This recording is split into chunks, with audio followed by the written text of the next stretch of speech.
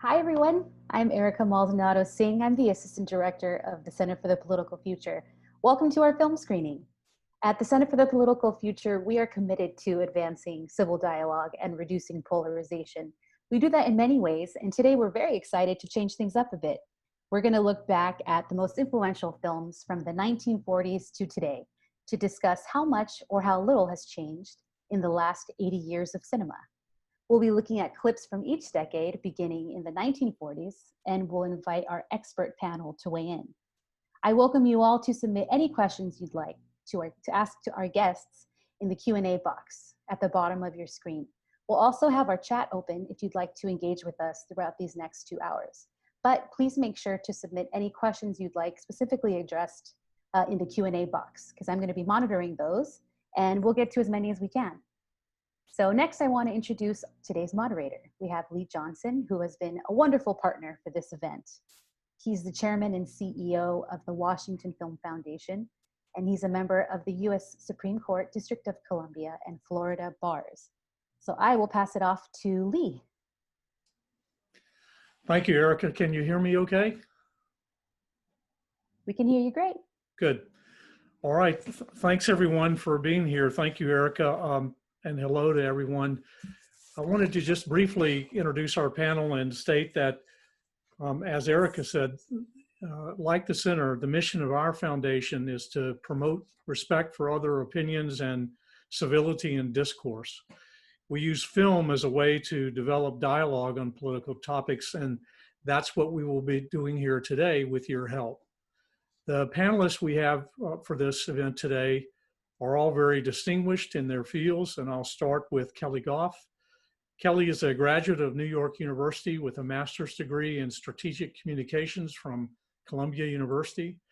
She's a journalist, an author, a screenwriter, a playwright, and a columnist. She won the 2016 NAACP Image Award for her work on the BET drama series Being Mary Jane, and has written for a number of television series, including Black Lightning and 20s. She is currently a columnist for the Daily Beast, a guest host on NPR, and authors opinion pieces for a variety of media outlets, including the Washington Post and The Root, and her work has also appeared in such publications as Time, Cosmopolitan, The Guardian, and the New York Times. She's also written more recently in The Hollywood Reporter, including a piece that's out this morning. Her documentary film about the history of reproductive rights in America, Reversing Roe, was released on Netflix in 2018. Keli, thank you for being here. Thanks for having me. It's great to be here. Next, let me introduce Dr. Todd Boyd. Dr. Boyd is the Katherine and Frank Price Endowed Chair for the Study of Race and Popular Culture and Professor of Cinema and Media Studies at the University of Southern California, his School of Cinematic Arts. He's a well-known media commentator, an author, a producer, and a scholar of film, referred to sometimes as the notorious PhD. He has appeared in numerous documentaries and was executive producer for the Netflix documentary At All Costs in 2016, and was writer and producer for the Paramount Pictures film The Wood in 1999. As a featured guest, he's made appearances on NBC Nightly News, The Today Show, CBS Evening News, ABC World News Tonight, The News Hour on PBS, Good Morning America, and many others. Dr. Boyd, welcome. Thank you. Our third panelist is David Demarest. Professor Demerist is a lecturer in management with a focus on political communications at the Stanford Graduate School of Business. For 14 years, until his retirement from that position earlier this year, he was the senior official responsible for Stanford University's public affairs and communications activities. He spent many years in Washington serving in various political and governmental roles, including as Director of Communications in the White House for President George H.W. Bush. He later served as Executive Vice President and Director for Corporate Communications for Bank of America, and as Executive Vice President for Corporate Relations and Brand Management for Visa International. He is a past chairman of the Public Affairs Council in Washington and past chair of the seminar, a global forum for senior communications executives. David, thank you for being here. Good to be with you, Lee. Our program today is organized into 3 segments. The first segment focuses on the year 1939 and the beginning of World War II. A video montage running just over 7 minutes will play, and then we'll pause and open Zoom back up for discussion with the panel. The second segment will cover 40 years of film and politics, from 1940 to 1980. It will also run for a little longer, about 14 minutes, and then we'll pause again and open Zoom back up for discussion. The third and final segment will cover the next 40 years, from 1980 to 2020. It will also run for about 15 minutes, and then we will pause again and continue with the discussion. The entire program is scheduled to run for 2 hours. I have prepared questions for the panel, but if you registered in advance, you will also be able to post questions. As I receive those questions, I will pitch them to the panel. And with such a distinguished panel, the conversation may go wherever they'd like it to go. That's why they're here. They're the experts, and we will now, with the help of our friends at Southern Cal, roll the tape.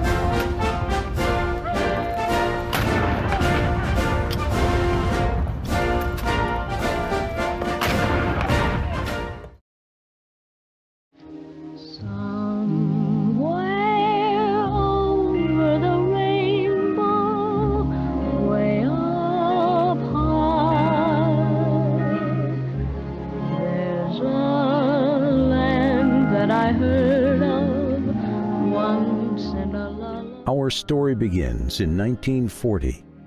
On Thursday, February 29th, 1940, at the Coconut Grove of the Ambassador Hotel in Los Angeles, the 12th Annual Academy Awards were presented, honoring the best achievements in motion pictures for 1939.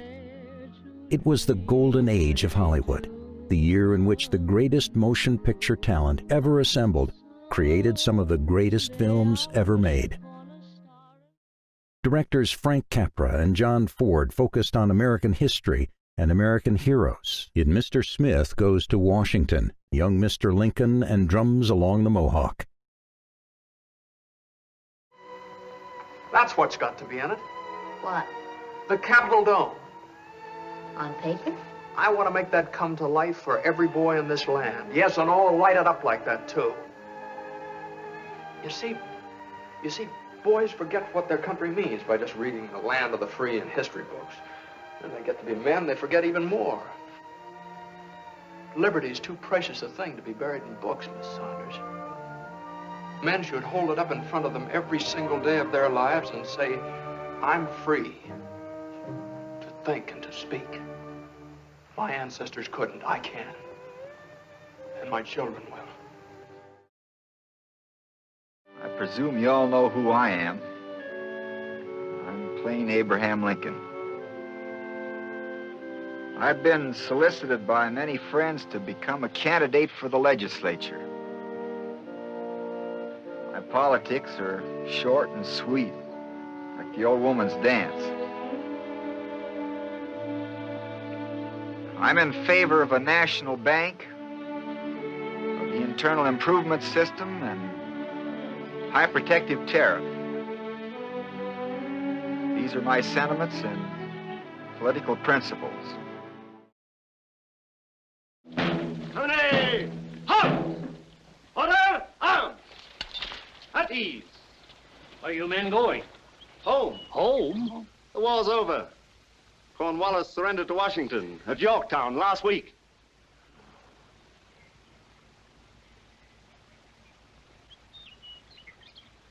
So that's our new flag. The thing we've been fighting for. 13 stripes for the colonies, and 13 stars in a circle for the Union. It's a pretty flag, isn't it? While American audiences went to the movies in record numbers, in Europe, Asia, and Africa, the world was at war. Precisely at dawn on September 1st, without warning, the German Wehrmacht rolled over the Polish border. Before the invasion was 30 minutes old, the planes of the Luftwaffe were over Poland. Aber ist Deutschland wie Deutschland, deshalb innerlich nicht zu uns gehört.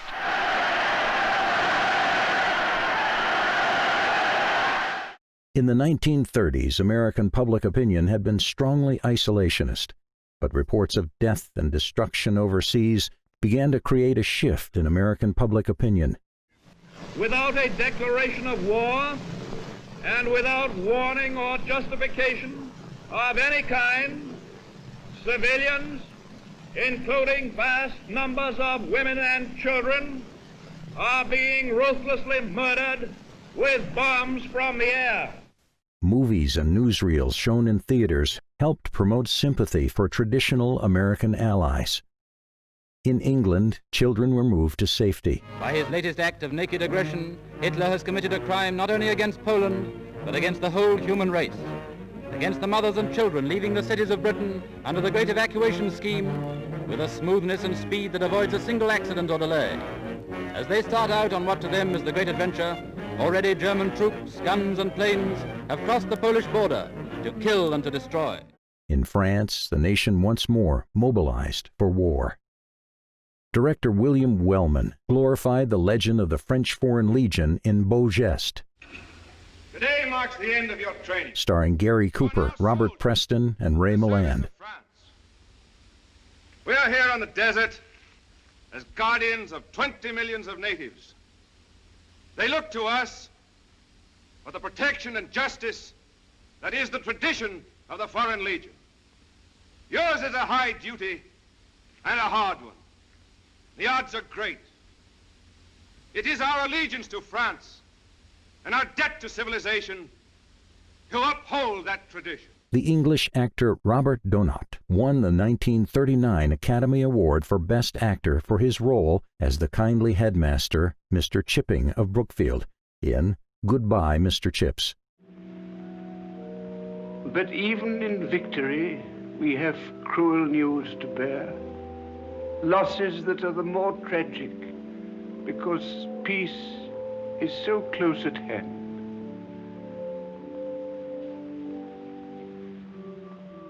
Peter Colley, lieutenant in the Coldstream Guards, was killed in action during a trench raid on the night of November the 6th.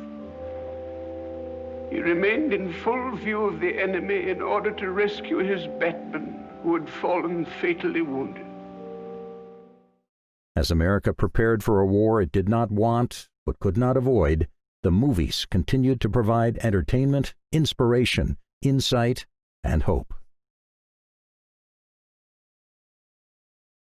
So now everyone will be rejoining us and the panel will begin. This first segment really is just laying the foundation for the movies that are coming in the rest of today's session.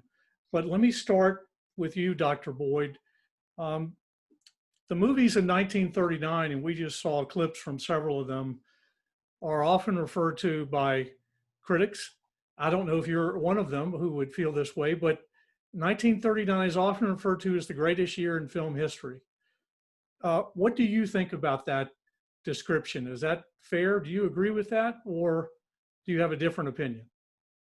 I can assure you that I am not one of the people who thinks that 1939 is the greatest year in cinema, not by a long shot. I think, though, that idea is reflective of certain individuals, certain arguments, embracing the Hollywood studio system from a much older era. Honestly, it's interesting to look at the clips, to think about 1939, what's going on in Hollywood.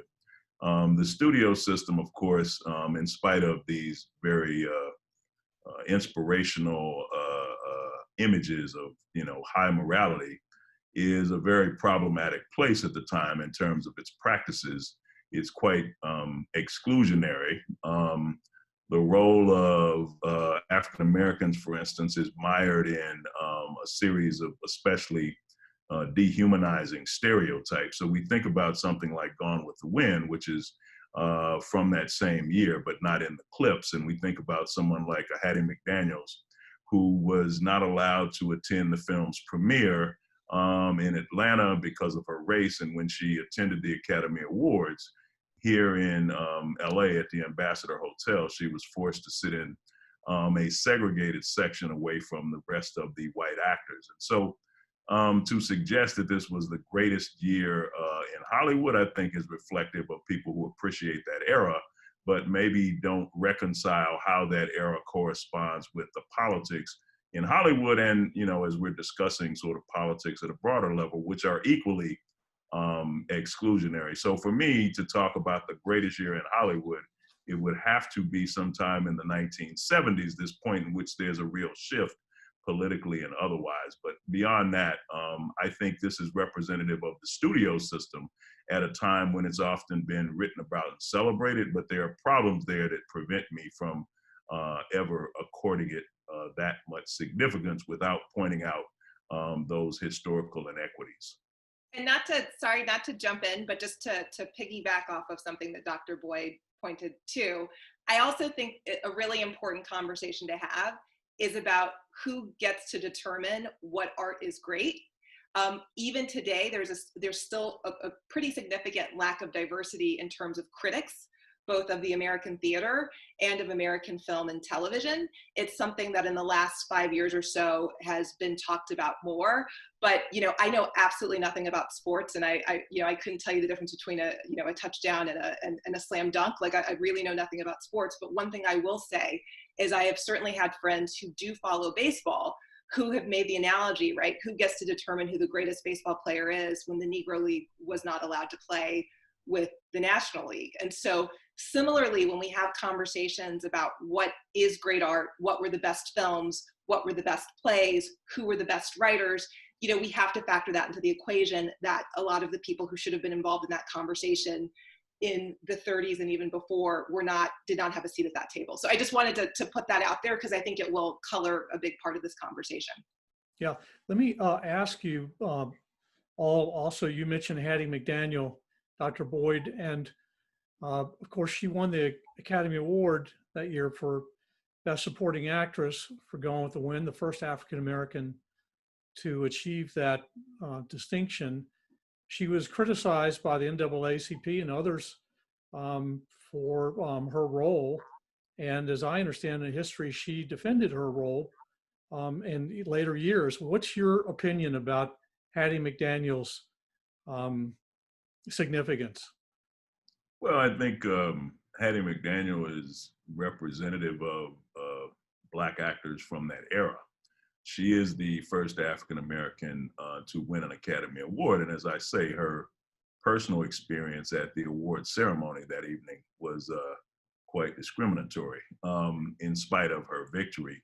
But when you talk about that time period, you're talking about Hattie McDaniel, Louise Beavers, Butterfly McQueen, Stephen Fetchit, Eddie Rochester Anderson, Mantan Moreland. These are names of some of the Black actors from the era, all of whom came to be associated with some especially troubling stereotypes that represented Black women as mammies, cantankerous, argumentative, asexual, and often Black men as slow, childlike, dim-witted, etc. And so when you find the NAACP criticizing Hattie McDaniel, I think they have a fair argument to make that her personal success is one thing, but the image of African Americans, when one considers the power of Hollywood and the ability that Hollywood has, as these images circulate, they influence a lot of people's thoughts about African Americans in a very problematic way. So it's an argument that I think criticizes her personally, but also speaks to the damage that these images might have on society. And in other ways, it's not unlike a contemporary conversation many people have about a filmmaker like Tyler Perry, who's been very successful, but who has also been criticized for perpetrating negative stereotypes. So I think it speaks to the complexity of these individuals and their own experience, but the way in which images matter in our society. Many of these images were used to justify racism because Hollywood was so sophisticated in creating these images and circulating them. They were so powerful, but their impact was quite damaging. So this is what I think of the NAACP's criticism. There's a lot of merit to what they're saying. Hattie McDaniel, of course, famously said, I'd rather, play a maid in a film than be a maid in real life. And I can understand how that would resonate for her at a personal level, but it's personal as well as public. And so that's where the criticism comes from. Keli, I know you will have some opinion about this as well as a Black woman in film. But before you do, I wanted to also ask you and Dr. Boyd as well. The Gone with the Wind was, I think, 24 years, released 24 years after Birth of a Nation, the D.W. Griffith film. And the history that we have now records that although it was opposed by the leaders of the Black community, it was embraced by the white population. And it was even screened in the White House for President Wilson. What's your view looking back on Birth of a Nation and Hattie McDaniel and that era of filmmaking? What did that represent? Well, so interestingly enough, I'm actually developing a project that's specifically on the history of Black women in the film industry. But, look, Birth of a Nation is the epitome of something that proves the power of film. I know sometimes politicians debate whether it's worth funding the arts. Do the arts even matter? Well, if anyone needed a solid answer to that question, Birth of a Nation is it, because it became the most powerful recruiting tool in the history of the Ku Klux Klan. Their membership exploded following that film, which of course engages in the most grotesque forms of Black stereotypes, particularly this idea of Black men being dangerous to white women who must be protected from them. And, it's hard to show a one-to-one correlation, but we also know what the rates of lynching were around the time that film was released. So when you think of something like Birth of a Nation, it's hard not to think of someone like Leni Riefenstahl and the power she had to influence the German public to get behind Hitler and Nazism. That is the power of film. Now look, directors will tell you, I'm not a director, that the innovation in that film was important to society, but I sort of have the same response to that I do about the idea of J. Marion Sims. He's the godfather of modern gynecology, but I'd really like to believe he could have made some headway without having to do harm to Black female slaves in the process. So that's how I feel about Birth of a Nation. Gone with the Wind is really interesting because, everything Dr. Boyd said is true. And what I'm realizing, I was just having this conversation with my mother, is, what you think of art when you're a kid viewing it as a consumer or a fan, versus what I think of certain pieces of art once I became a journalist who occasionally does criticism, versus now actually working in the industry. And I realized that, as a little girl, I saw Gone with the Wind on television and was captivated by the pretty dresses, right? I grow up, I become a journalist, especially a Black woman who writes about the depiction of Black people, and of course, horrified by some of the depictions. And now it's more complicated because I'm still horrified by the caricatures of Black people. But I also recognize as a woman that Scarlett O'Hara is probably the first mainstream female anti-hero ever depicted on screen. Meaning that just like Don Draper of Mad Men, for instance, she essentially had the attitude, I will do what I want, when I want, to get what I want. And if I'm a woman and I can't vote, I can't own property, I can't own a business, I will marry and sleep with men to get what I need from them. Those are my options in the era in which Gone with the Wind is set. And so as a woman, I appreciate that, especially as a woman drafting female characters, because I'm going to say something, I go into a lot of pitch meetings. If I crafted a character like Scarlett O'Hara today, regardless of her race, every film executive's note would be, can we make her a little more likable? what can we do to soften her rough edges, Keli? She's an interesting character. Even if she was on Wall Street, even if she was a madam at a brothel, it would be, how can we make her nicer, you know? And so it's complicated. And I guess what I'm really doing is simply agreeing with Dr. Boyd, that I look at someone like Hattie McDaniel and I say it's complicated, because I can't judge what I would do 100 years ago, 70 years ago, if I was a woman who, like now, wants to be a writer, and someone says, these are your only options. These are your only options. The last thing I would say is, you know, I'm very proud to say that some of the women in my family worked as domestics. And so something I'm also conscientious of is saying to some of our critics within our own community that, yes, the very act of being Black on screen or being a woman on screen is in itself political, but we also have to be careful about policing to such an extent that we mute our authentic experiences. And so that's the last thing I'll say on that. Thank you, Keli. Dave, do you have any thoughts about the films of 1939? I'm just enjoying this conversation because I find it really enlightening. You know, like I think many people of my generation, Gone with the Wind was kind of an archetypal, you know, great film.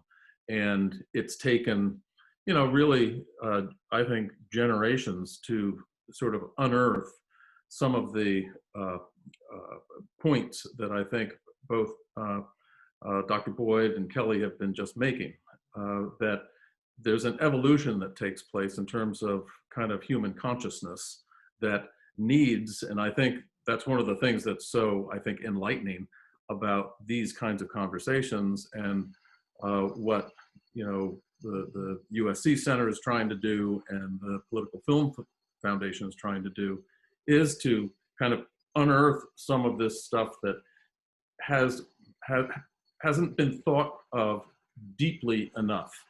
And you know, some of the points that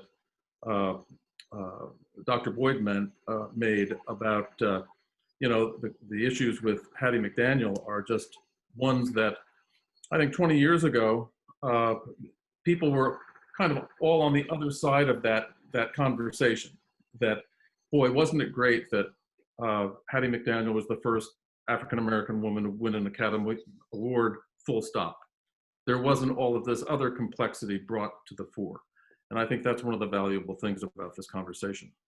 I will say one other thing about the 1939 year, and that's that it also was a year where a tremendous number of people were going to film. And I have no idea what the demography of the film goers were, but people tend to think that the period of 1930 to 1940 was kind of an unending recovery to you know, kind of normalcy in terms of economics, and it wasn't. It was a very bumpy road, and in fact, there was a recession in 1938, and people were coming out of that recession in 1939, which I think to a lot of people felt like, oh, this is finally going to start getting better again. And I think that might have unleashed a lot of interest in, okay, time to go to the movies, time to you know, kind of suspend disbelief and get out into the world again. And you then marry that with what was going on in the globe, around the globe, and you have, you know, incredible turbulence that is going to really accelerate, and probably a lot of anxiety about that as well, in terms of whether we as a country were going to get embroiled in all of that. The clip that you showed of FDR, I believe, was in response to the Japanese invasion of China. And so this notion of, on, you know, not just Europe, but Asia, things were really starting to get very heated and dangerous. And I think that may have played into a lot of interest in a little bit of escapism into, you know, film. Good point. Any final points on this first segment before we go into the second segment? Because we're going to have ample opportunity to continue the discussion about race and Hollywood as some of these new clips come to our attention. But any final thoughts on this first section? I think if I can, as quickly as possible, talk about the sort of political implications.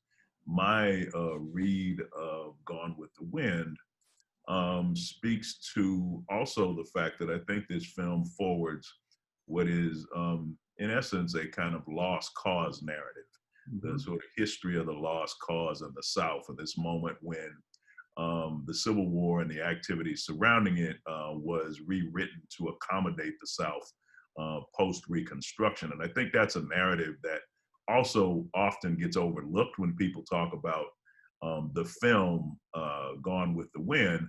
But I think there's some political ideas in that film that are very problematic, but at the same time have resonated with us and continue to resonate with us today, talking about, you know, Richard Nixon and his Southern strategy, or even talking about the sort of Make America Great Again remix that Donald Trump engages in. So the legacy of that film to me is one that's very popular and quite celebrated, but it's also a film that I think embodied a lot of very problematic ideas, even beyond the stereotypes that are central to that film's representation. You know, Lee, I just finished reading the biography, Grant, that I found really fascinating in terms of the more complex elements of his presidency. But that lost cause narrative is reflected in Confederate monuments coming down and controversies around those. And it is really a vestige of a lot of that era of the 30s and 40s, where the lost cause narrative really took shape. I guess it was more like in the 20s that it did, but it has continued to this day. Okay, so we'll now dive ahead into the second segment. This will be about 15 minutes worth of clips covering 40 years of film. And then when we come back for the discussion, I think there'll be a lot to discuss. So if I can ask our friends at Southern Cal to roll the tape.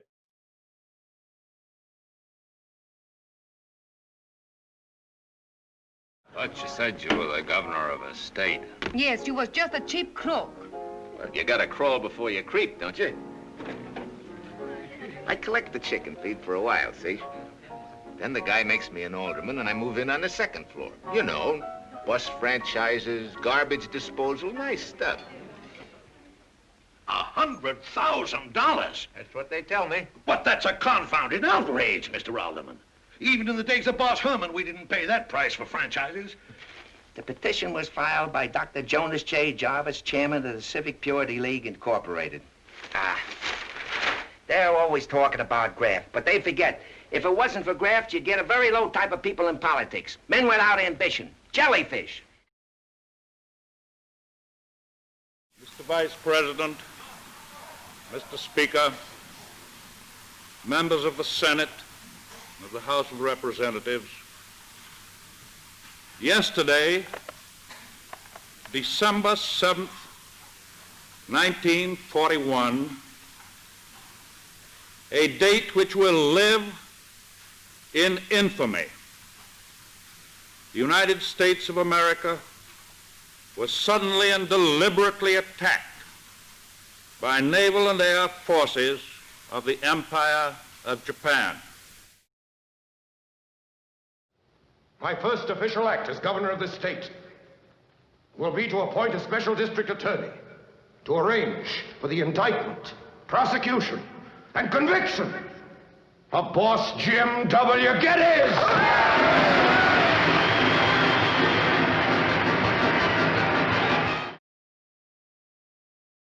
I thought I could tell you that this country of ours is young. It's not old. That we've just begun to grow. That all we need is courage. And from out of that courage will come a greatness greater than we ever dreamed. I wanted to tell you that we Americans are the hope of the world. And the secret of our great plenty is freedom. And we've got to share that secret and that plenty with the other nations of the world. And I wanted to tell you that we face a great problem.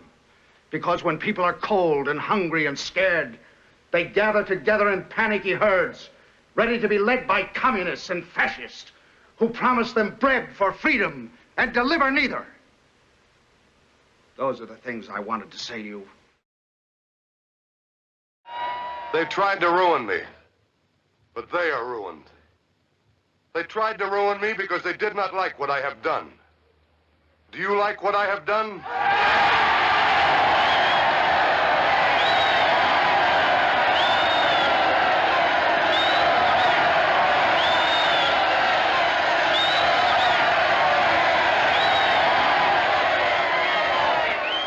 Remember, it's not I who have won, but you. Your will is my strength, and your need is my justice. And I shall live in your right and your will. And if any man tries to stop me from fulfilling that right and that will, I'll break him. I'll break him with my bare hands, for I have the strength of many.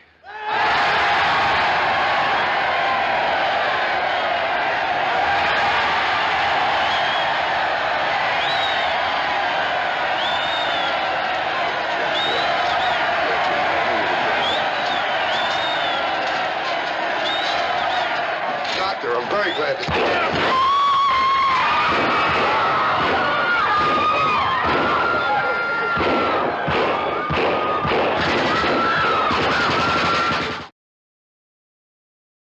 To get by in this town takes power. You got some. Takes money. You got plenty. But above all, it takes judgment and intelligence.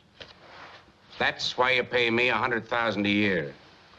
This country with its institutions belongs to the people who inhabit it. Inhabit it. I always did what I want, I'm always gonna. Try it. Who's gonna stop me? Us too. Used to. Oh, don't make me split a gut. It's gonna be some fine day when 100 a week hick and a dumb broad can stop me.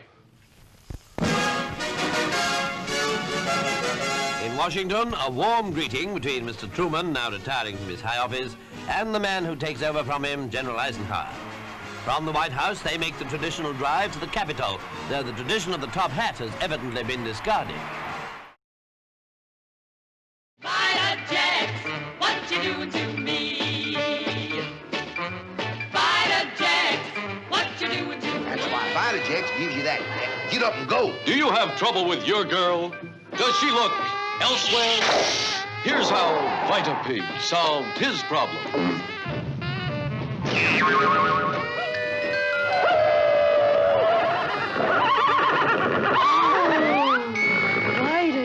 Do go on, Mr. Rhodes. I'm sorry to make a disturbance, but General Senator, I'm a professional.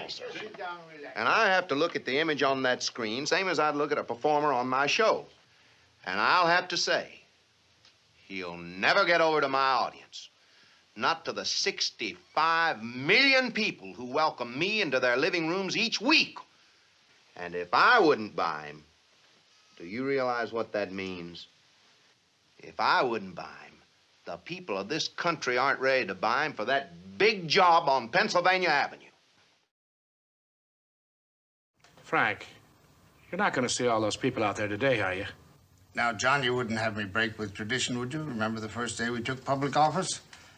Frank Skeffington is available to every man and woman in this state.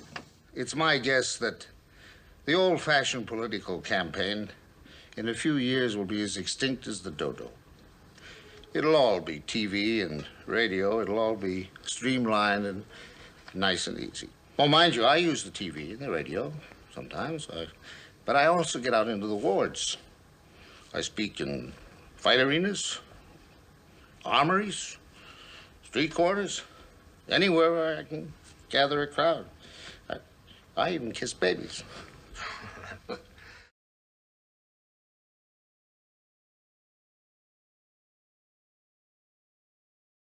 Good evening. The television and radio stations of the United States and their affiliated stations are proud to provide facilities for a discussion of issues in the current political campaign by the two major candidates for the presidency. The candidates need no introduction. The Republican candidate, Vice President Richard M. Nixon, and the Democratic candidate, Senator John F. Kennedy. You are to shoot the presidential nominee through the head. And Johnny will rise gallantly to his feet and lift Ben Arthur's body in his arms and stand in front of the microphones and begin to speak. The speech is short, but it's the most rousing speech I've ever read. It's been worked on here and in Russia on and off for over 8 years. I shall force someone to take the body away from him. Then Johnny will really hit those microphones and those cameras with blood all over him, fighting off anyone who tries to help him, defending America even if it means his own death, rallying a nation of television viewers into hysteria to sweep us up into the White House with powers that will make martial law seem like anarchy.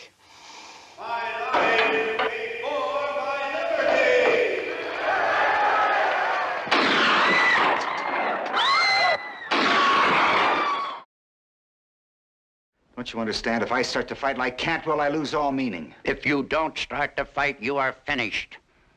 Now, I am here to tell you this, that power is not a toy that we give to good children. It's a weapon, and the strong man takes it and he uses it. And if you don't go down there and beat Joe Cantwell to the floor with this very dirty stick, then you've got no business in this big league. Because if you don't fight, this job is not for you. James Mattoon Scott, as you put it, hasn't the slightest interest in his own glorification. But he does have an abiding concern about the survival of this country. Then, by God, run for office. You have such a fervent, passionate, evangelical affection for your country. Why in the name of God don't you have any faith in the system of government you're so hell-bent to protect? You say I've duped the people, General. I built them. I've misled them. I've stripped them naked and made them defenseless. You accuse me of having lost their faith, deliberately and criminally shut my ears to the national voice. I do. Well, where the hell have you heard that voice, General? In freight elevators? In dark alleys? In secret places in the dead of night? How did that voice seep into a locked room full of conspirators? That's not where you hear the voice of the people, General, not in this republic. You want to defend the United States of America, then defend it with the tools it supplies you with, its Constitution. You ask for a mandate, General, from a ballot box. You don't steal it after midnight, when the country has its back turned.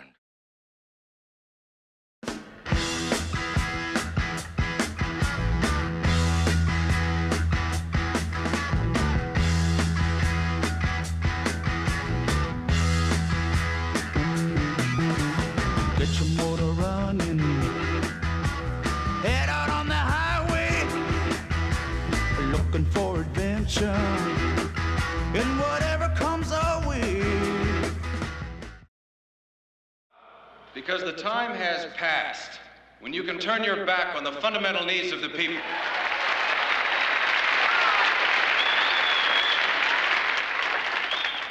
And don't think that you can distract them anymore by playing off the young against the old. All a man can say is, here I am. Wait, I want to talk to you. Okay, well, Now. I want to talk to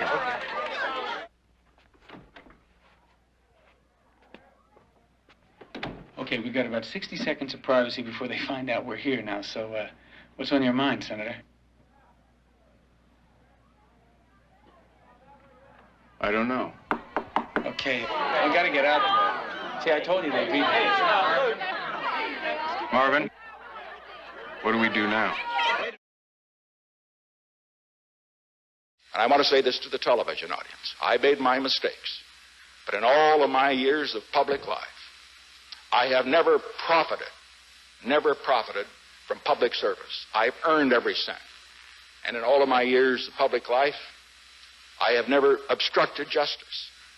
And I think, too, that I can say that in my years of public life, that I welcome this kind of examination, because people have got to know whether or not their president is a crook. Well, I'm not a crook. I've earned everything I've got.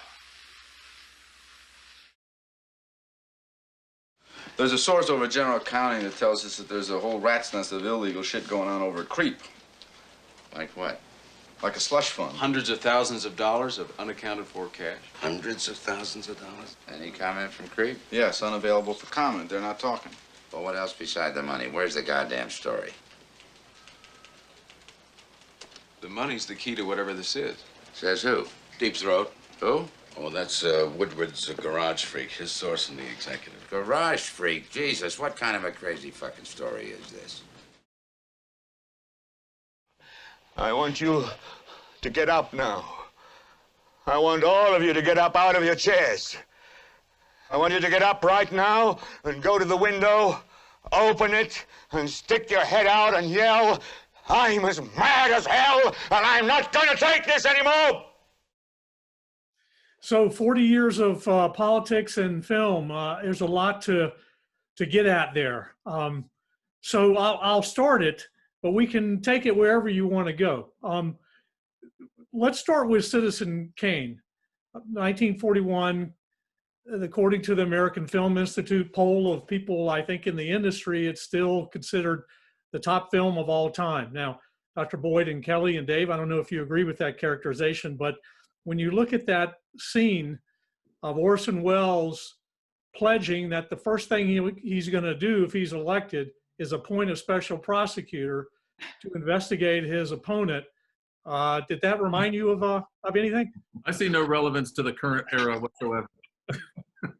I tell you what's so spooky is with some of these films, some I'd seen before and watched again, and is how timeless so many of the themes. And I worked on campaigns before I transitioned to journalism, and I've written for the Washington Post. So it was really spooky to see how much has actually changed. For instance, all of the newsrooms, Citizen Kane, All the President's Men, are all white men.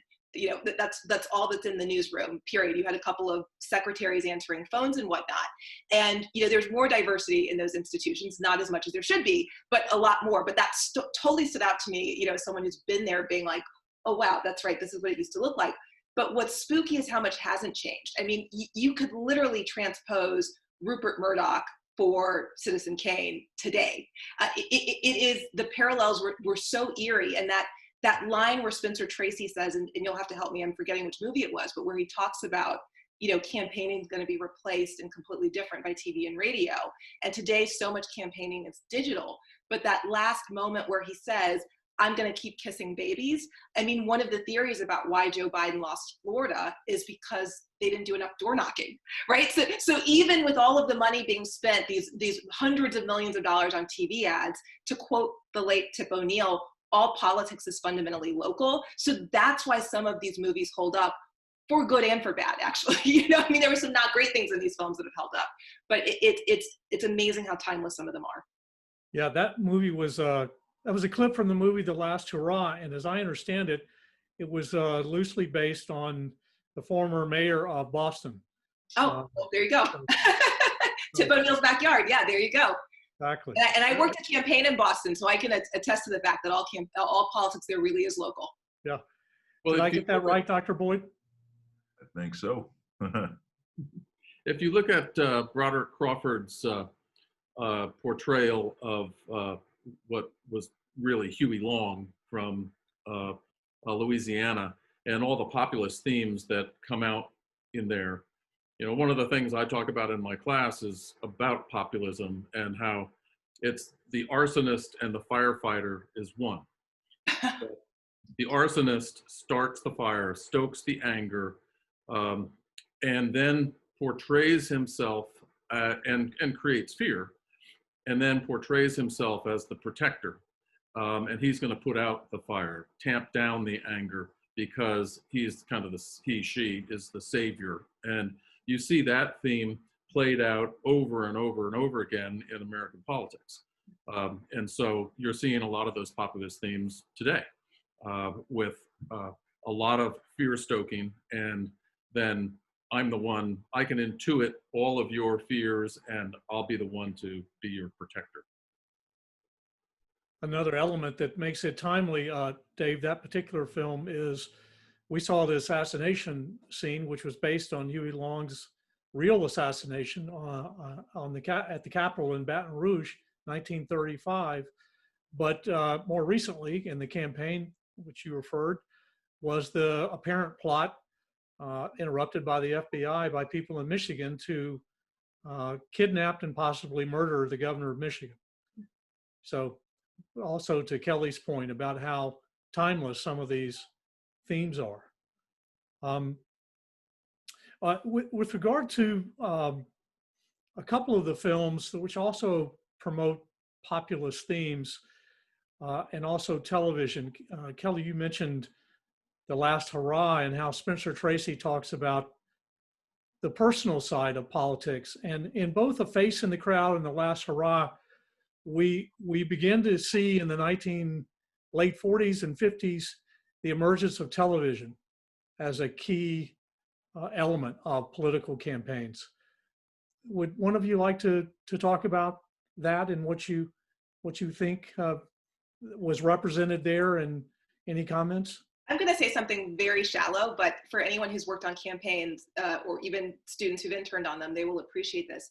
It was interesting because my first reaction upon re-seeing the Kennedy and Nixon debate clip, which I've seen before, but seeing that shot of them, I was thinking no consultant or political advisor or press person would have ever allowed their candidate to be filmed from the bottom up, because that was part of why Richard Nixon looked so awkward. And it played into the idea, right? That, I mean, we see them behind podiums today, or we see a shot from up here, like we're visible on this screen. But all of these things that are thought about and talked about among really high-priced political consultants today, because television was so brand new, it was the kind of thing that they didn't think about, right? They just told Nixon, go out, sit there, share your ideas with Kennedy, you'll be fine. And we all know he wasn't fine. And a big part of that, as I'm sure plenty of people know, but I'm gonna just say it anyway, is that, you know, in some of their face-to-faces, Nixon just looked older, he began to sweat. Kennedy spoke to, you know, youth and looking very invigorated. And so we know it's an important medium now. Today, of course, people would put the same weight on politicians' social media accounts, because we all know of politicians who've gotten in trouble there. But yeah, it was obviously a changing of the guard. Keli, I think those are really great points about that particular debate. Nixon had been sick, and so he was kind of washed out. He wore a light suit, whereas Kennedy wore a dark suit. Kennedy looked like he just stepped off a yacht. There's a shot, there's an interaction between the two of them in which Kennedy gives a fairly lengthy answer to something, and the moderator turns to Nixon and says, Vice President Nixon, would you like to comment? And he says, I have no comment. Oh, gosh. Who would ever do that today? You know, who would not want to command the field today? Right. Yeah. On the sort of, you know, responding to both of those comments, there's a few things that stand out. You know, there were surveys done after that debate, and many people felt that if you listened to it on the radio, Nixon won, and if you watched it on television, that Kennedy won. Also, Nixon refused to wear makeup. You know, he was so macho that he thought women was not something he should do, and clearly that worked against him. When I think about that, you know, it's like this new medium, television is fairly new at that time, and certainly politics on television. And what you see is, you know, the need for political candidates to be able to communicate through that medium, the importance of it. I mean, Kennedy is perfect in terms of talking about, you know, maybe the first television president. Kennedy's image is even still, you know, so prominent and worked so well on that medium. Nixon is someone who hadn't adapted, and he ultimately lost the debate for that reason. But I would also sort of refer to Face in the Crowd, which, you know, is a film that I think really resonates with what's going on as we speak. And so you can understand there, you know, the sort of further danger of the medium if the wrong person is able to use the medium for means that are quite opposite of what, you know, is necessary to function in society. And so, you know, this sort of out of control character that Andy Griffin plays, to me, is not so far removed from the way in which The Apprentice, you know, polishes the image of Donald Trump and puts him in a position to run for office so many years later. The medium and the centrality of the medium and how certain individuals can use it to benefit themselves, but how it can also be used in ways that are ultimately negative, I think, come through in all of those clips. Lee, can I make a comment about technology in general? You know, actually, it's sort of ironic that the first national candidate to use TV in a national address, I believe, was Nixon in his Checkers speech in 1952 to save his spot on the ticket. And he actually appealed to the electorate to write or wire the Republican National Committee whether he should stay on the ticket or get off the ticket. And so he actually used the medium in ways that had never been used before. And if you go back 4 years earlier, radio was the medium that, you know, political conversation was taking place. And the Oregon primary between Dewey and Stassen was only as a debate on one issue, whether the Communist Party should be outlawed or not. And it was listened to by 50 million people. Wow. And Dewey, having been a former prosecutor, he was very nimble and he sounded that way. Whereas Stassen read from prepared notes and sounded wooden. So even when there wasn't the visual, people could intuit one person's strengths versus the other person's weaknesses. And I think technology has kind of followed that along. You look at the Kennedy-Nixon first debate, 37% of the American population watched that debate. Now it's, you know, in the Trump debate of 2020, it was 22%. Wow. But huge reach of these public conversations. Excellent point. And let me ask you all about two other films that we saw clips for, which get to things which also seem relevant today. Manchurian Candidate and 7 Days in May, two of the great political conspiracy films of all time. In the Manchurian Candidate, the North Koreans brainwash American soldiers. They come back as sleeper agents, part of a plot hatched by the Chinese, North Koreans, and Russians to interfere with the American campaign for president. And then in 7 Days in May, we have a military conspiracy hatched by the Joint Chiefs of Staff, which involve, as part of the plot, taking over all the television transmission capacity and telephone exchanges in the United States. So conspiracy theories seem to be alive and well in modern day America. I wonder how those clips and those scenes and those movies seem relevant or not to you today. Keli, Dr. Boyd, thoughts?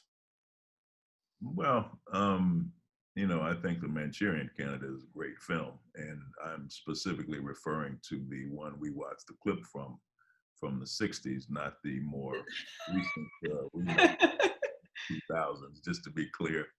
You know, I think what's interesting about The Manchurian Candidate for me is hearing what must have been, you know, 3 or 4 years ago, someone referred to the Siberian Candidate. And I think, you know, everyone can imagine who was being referred to by that moniker. But, you know, what's interesting about the film is this, you know, sort of conspiracy that circulates. In one sense, there's a character in the film who's very much like Joseph McCarthy. So there's that conspiracy. But the film is also, you know, of a time when the John Birch Society was still, you know, a functioning and very visible organization which had certain political influences, and they're, you know, very much associated with spouting conspiracy theory. So I think ultimately, though, we have to interrogate that term. Like, what qualifies as a conspiracy? Because you can also use conspiracy to dismiss something that might be, say, an uncomfortable truth. It can also be something that's just, you know, ridiculous. But the deployment of that term, you know, I think is very important. Who gets to use it and how it's being used and how much power is behind it, because you can dismiss some very credible arguments by saying they're conspiratorial, while at the same time, something can indeed be conspiratorial. So I think it is based on the application of that term the Manchurian Candidate is really an excellent example of, there's the Hofstadter book from that time, The Paranoid Style in American Politics, which is also, I think, very much informing what you see in that film. I have nothing to add except to say I don't think the remake is terrible. I'll make a quick. I wouldn't say it's terrible, but it's just not as good as the original. I think to Dr. Boyd's point, it's very hard when there has been evidence of conspiracies that were real.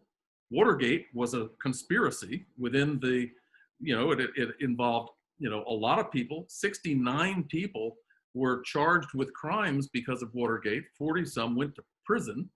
And so when you do have evidence of something that's real, and then somebody trots out an explanation that says, well, it's a conspiracy, it's hard to just dismiss it out of hand because there have been conspiracies. The Michigan issue with the governor, there's a conspiracy there. And so I think your point is really well taken, Dr. Boyd, about how just labeling something a conspiracy theory can be used as a weapon in a way to dismiss something that there may be truth to. On the other hand, saying a conspiracy theory exists often is some, kind of feckless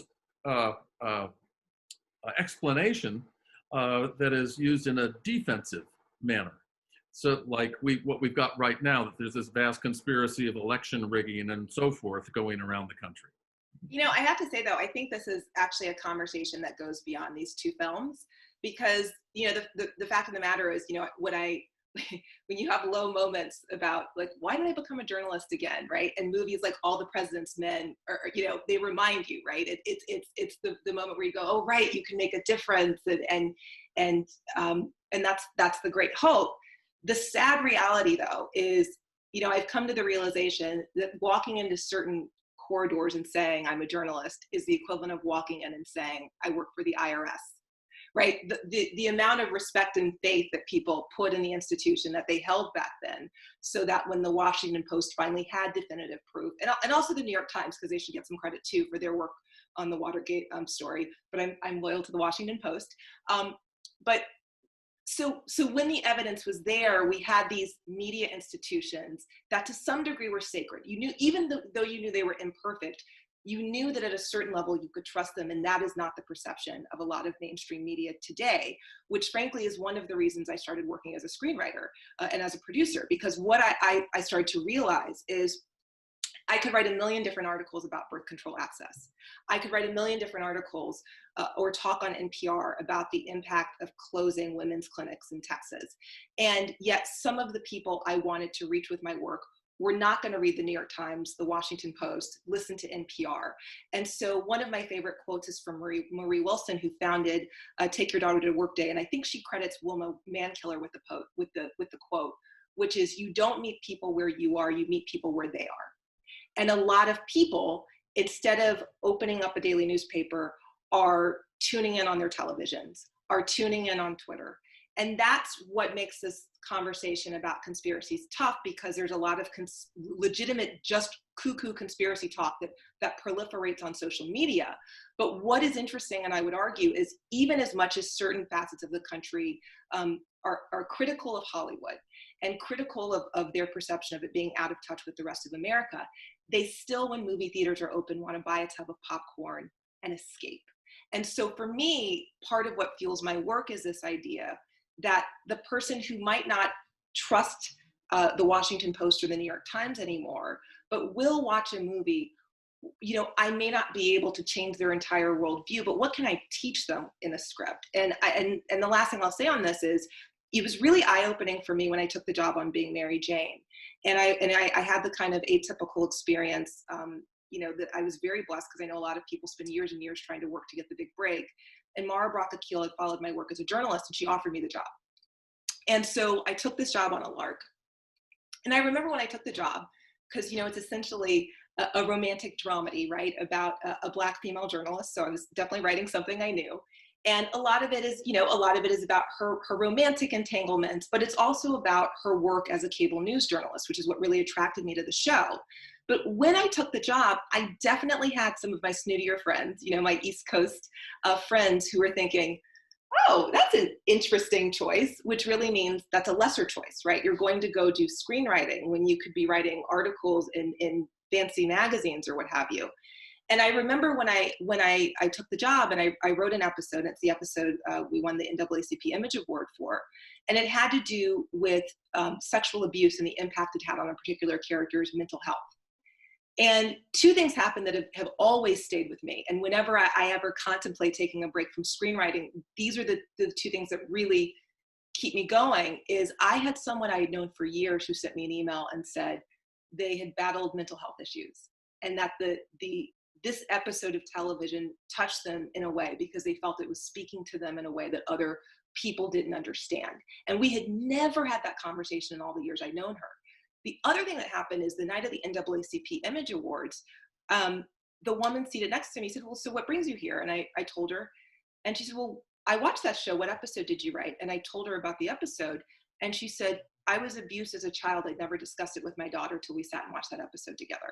So that is the power of television and film. And I think that with the lack of trust that is growing among Americans in particular in traditional media outlets, there is a greater responsibility on those of us who create works for TV and film to try to be politically and socially responsible. And I'm certainly trying and hope I keep getting more opportunities to tell stories that matter. Keli, I think that's a fabulous perspective. I think that if you widen the aperture and say, this is a way, film and television is a way to maybe have people see different kinds of perspectives in a non-threatening way. One of the things that and I'll be a little political here, one of the things that I think this current administration has done is to run down institutions. And so by running down institutions, it means that people don't have trusted sources of information. And so if they can't trust the media and they can't trust the Justice Department, they can't trust the FBI, and that just goes on, then it's left to, I can only trust somebody that I know that thinks like me. And that's a prescription for, a lot of mischief. And so I think the idea that film can kind of break through some of that, some of those barriers of distrust, I think is a really great point. Well, just one more thing on that, I will say, thank you for saying that. But, obviously as a woman, I have, real problems with a lot of Bill Cosby's legacy. But, Karl Rove said in the New York Times, there would be no Barack Obama presidency without the Cosby Show. The idea, and a very close friend of mine worked on A Different World. And the fact that I know so many Black women in Hollywood, including Lena Waithe, who I worked for on a TV show, first Black woman to win an Emmy for comedy.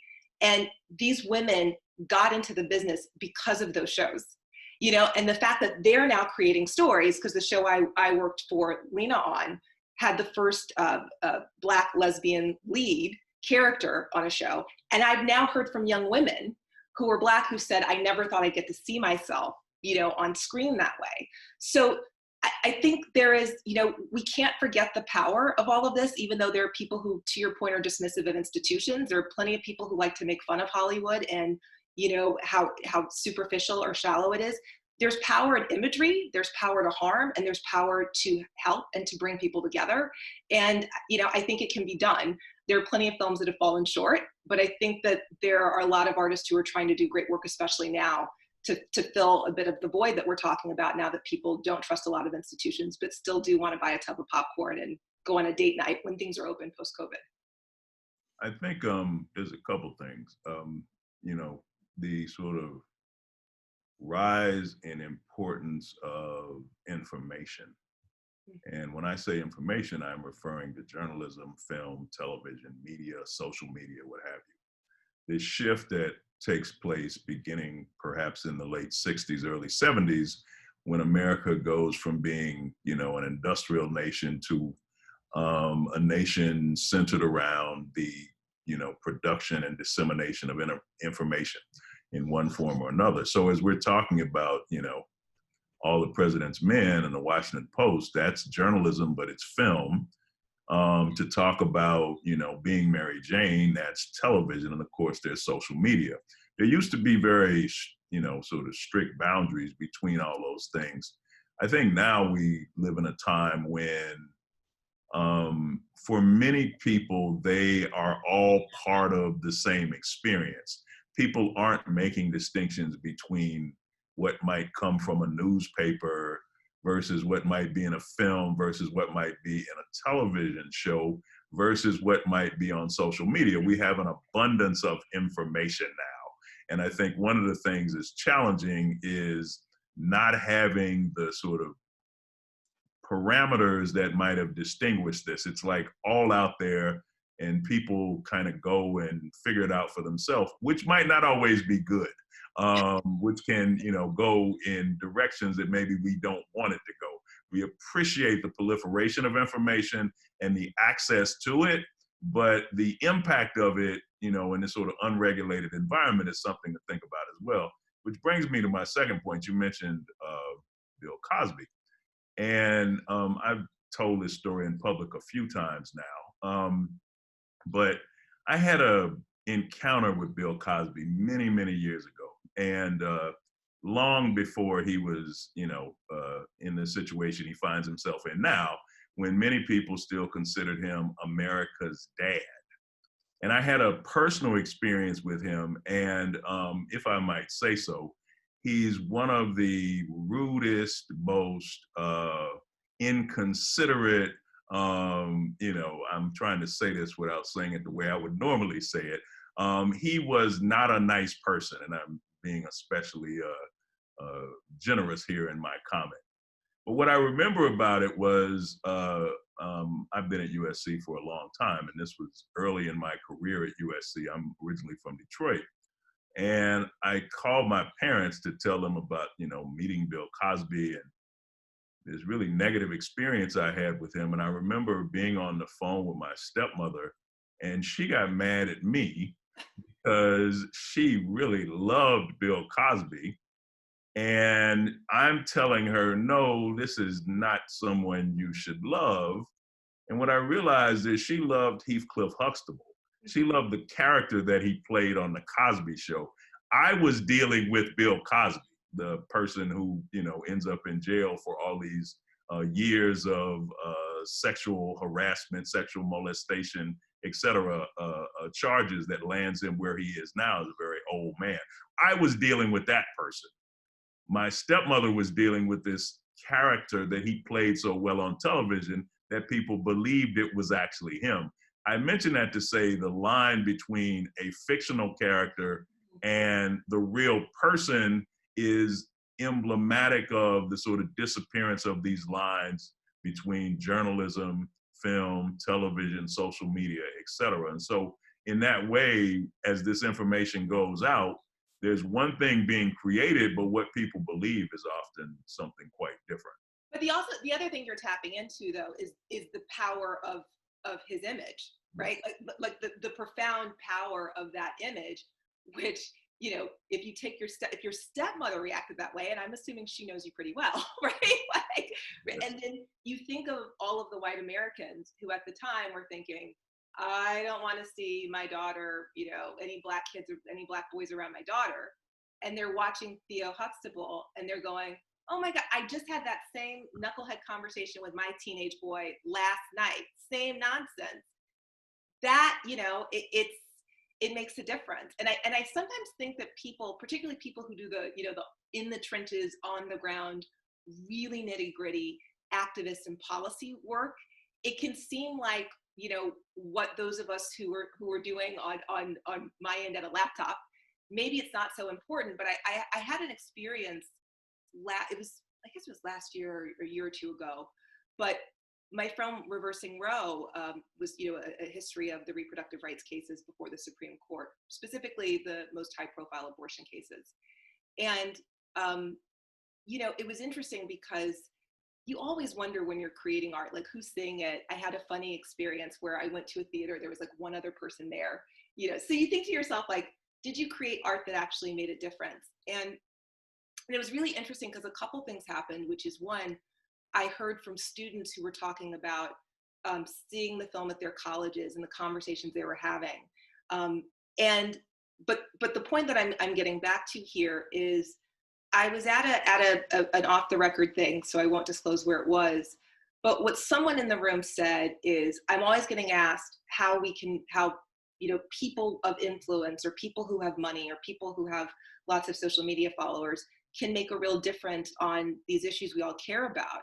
And what I would say is, for those of you who are creators, keep telling stories, because that gives you a measure of power on the subjects you care about that not everyone has.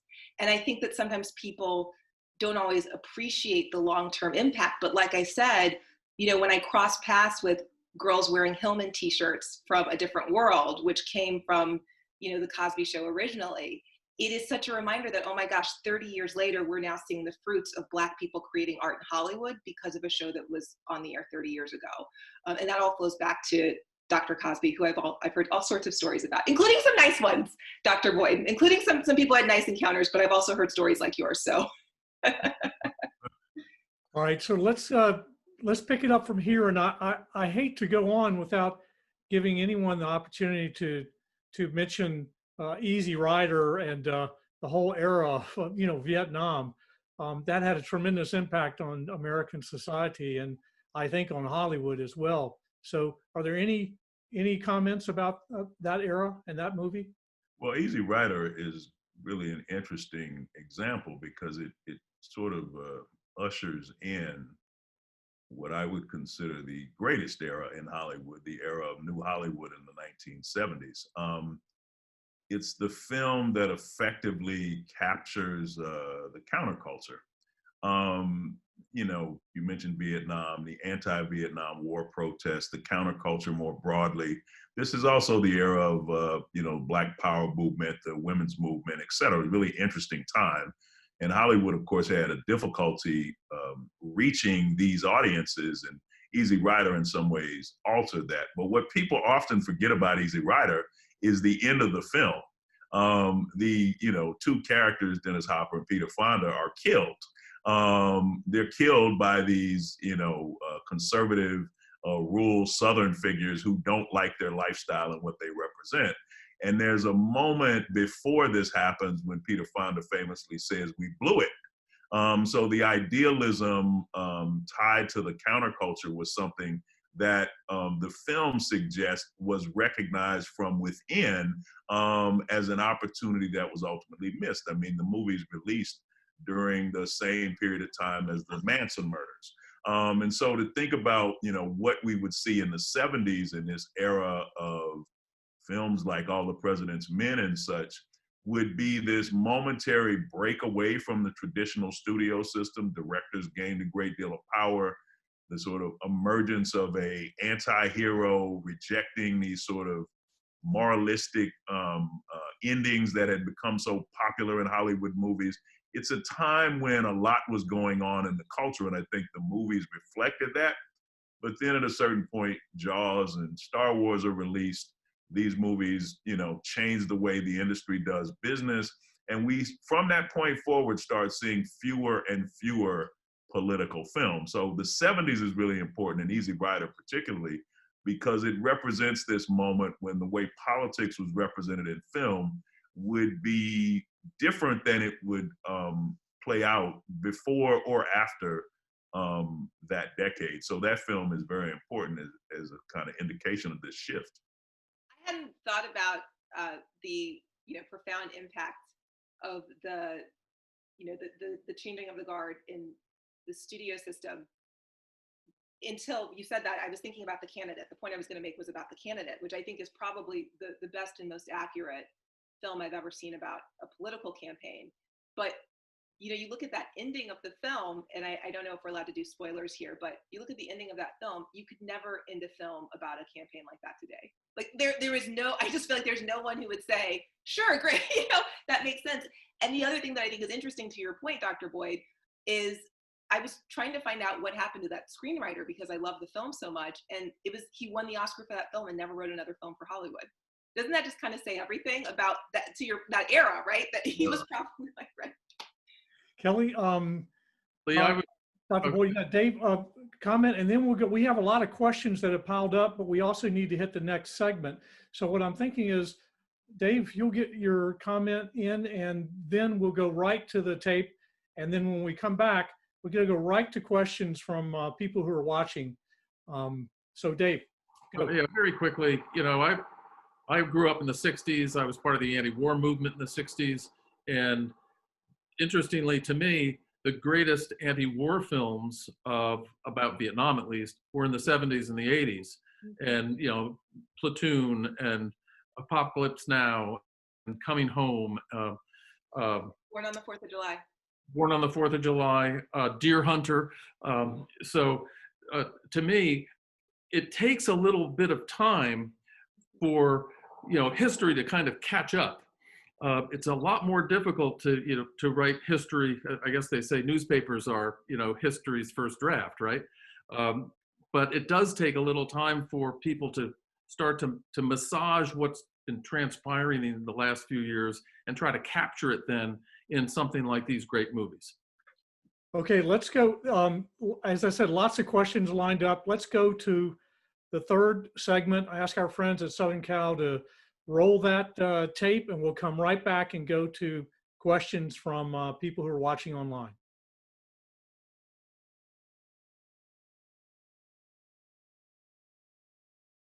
Behind me stands a wall that encircles the free sectors of this city, part of a vast system of barriers that divides the entire continent of Europe. From the Baltic south, those barriers cut across Germany in a gash of barbed wire, concrete, dog runs, and guard towers. Mr. Gorbachev, tear down this wall.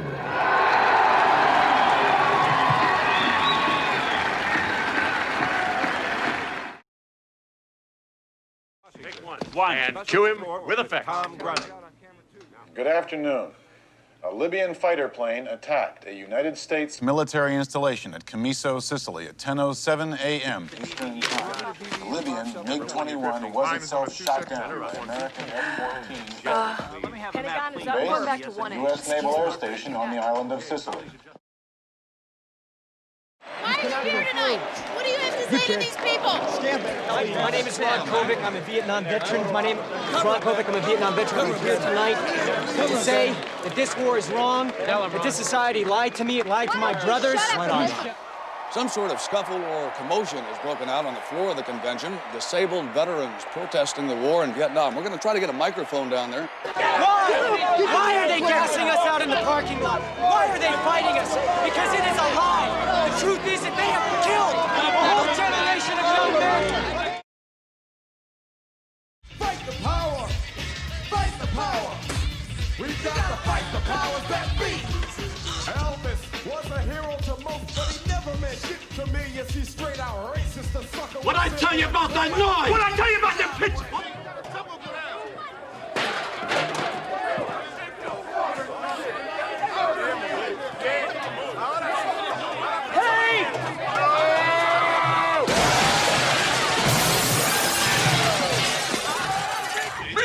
Where you black at? Me black. I'm black. Me. You're me. Same. We same. Same? Be black. Open your eyes, motherfucker. Leave the Korean alone, man. He's all right. Yeah, he's all right. Mr. President and Mr. Speaker and members of the United States Congress, I come to this House of the People to speak to you and all Americans, certain that we stand at a defining hour. Well, the 60s are, let's face it, a dark stain on American history. At no other time has lawlessness and immorality been so widespread. You're speaking of Watergate and our invasion of Cambodia. No. No, I'm not. I see. I'm speaking of you. I'm speaking of lawlessness and immorality with regard to drug use and sexual practice. Excuse me? Disregard in the press for the sacred institutions that have made this country what it is today. Is social protest disregard for our laws and institutions? Certainly it is. And yet it is a guaranteed right in our Constitution. So is burning the flag. Need I say more? So I have to stand here today as what I was when I was born, a black man.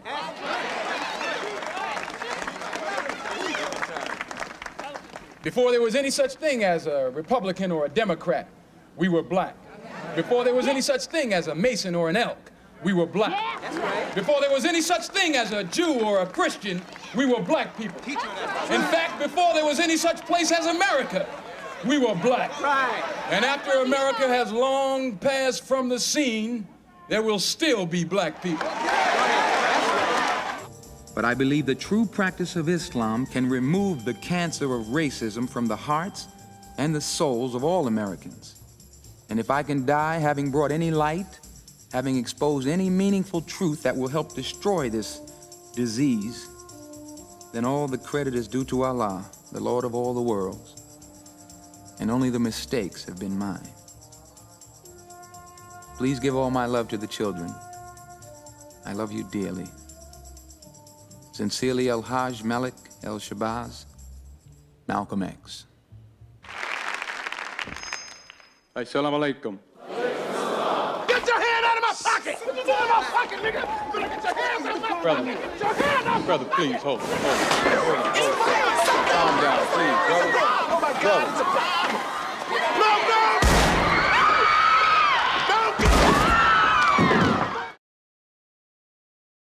And I think we're going to win tomorrow.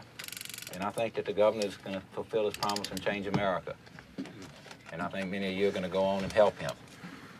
I'm a political professional. That's what I do for a living. I'm proud of it.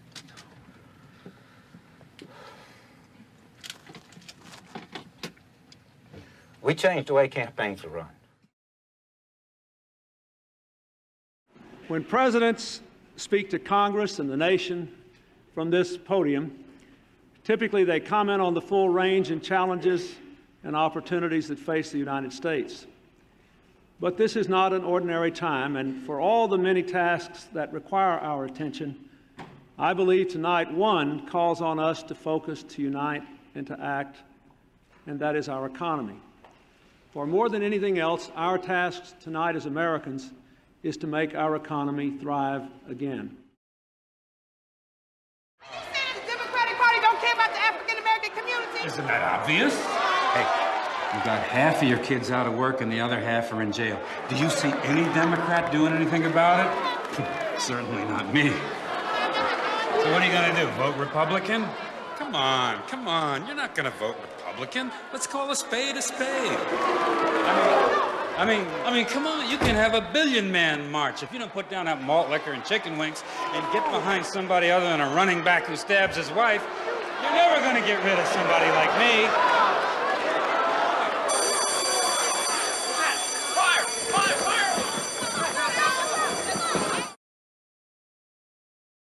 This is it, Henry. This is the price you pay to lead. You don't think that Abraham Lincoln was a whore before he was a president? He had to tell his little stories and smile his shit-eating backcountry grin. And he did it just so that he would one day have the opportunity to stand in front of the nation and appeal to the better angels of our nature.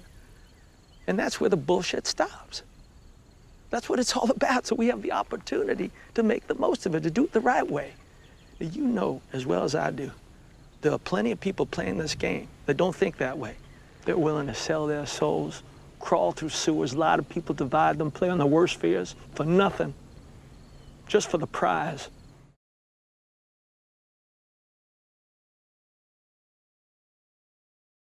I will not be deterred by partisanship. I will not be deterred by misogyny. I will not be deterred by hate. You have now come face to face with my will. Confirm my nominee, heal this nation, and let the American people explode into this new millennium with the exhilaration of being true to the glory of this democracy. Thank you.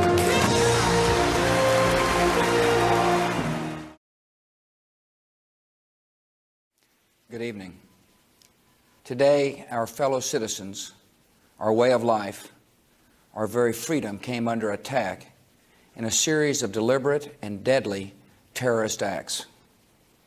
The victims were in airplanes or in their offices, secretaries, businessmen and women, military and federal workers, moms and dads, friends and neighbors. Thousands of lives were suddenly ended by evil, despicable acts of terror. Some reporters think it's political content that makes a story memorable. I think it's the people you find, their quirks, their flaws, what makes them funny, what makes them human.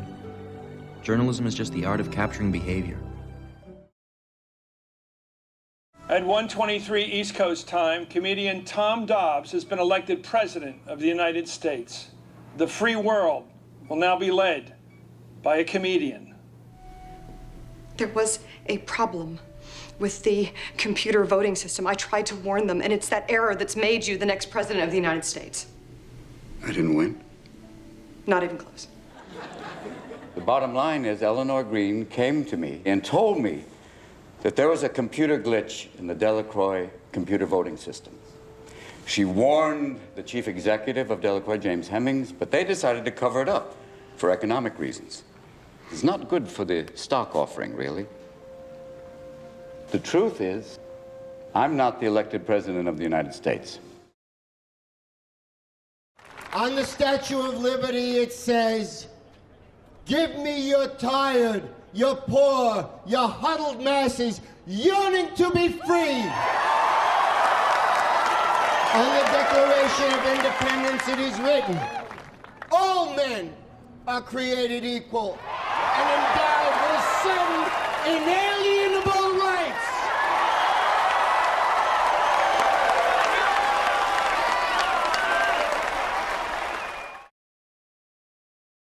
So, item.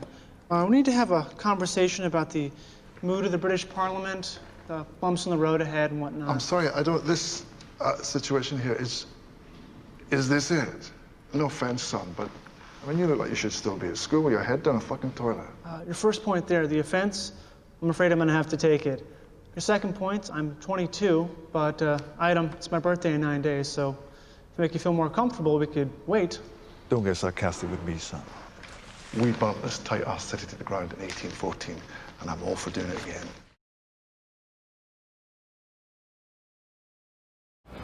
What makes America exceptional are the bonds that hold together the most diverse nation on earth. The belief that our destiny is shared, that this country only works when we accept certain obligations to one another and to future generations, so that the freedom which so many Americans have fought for and died for comes with responsibilities as well as rights, and among those are love and charity and duty and patriotism. That's what makes America great.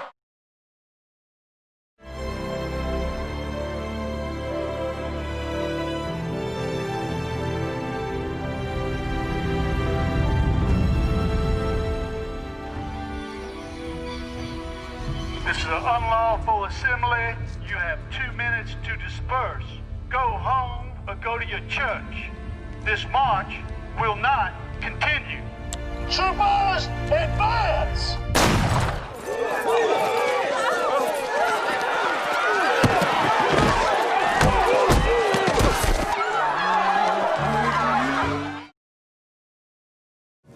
Maybe I can handle some of the more mundane jobs, overseeing bureaucracy, managing military, energy, foreign policy.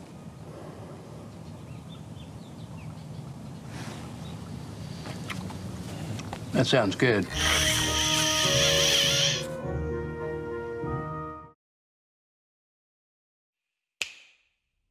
Charlotte, I would like to endorse you to be the next president of the United States. Oh my God. You've been a great secretary.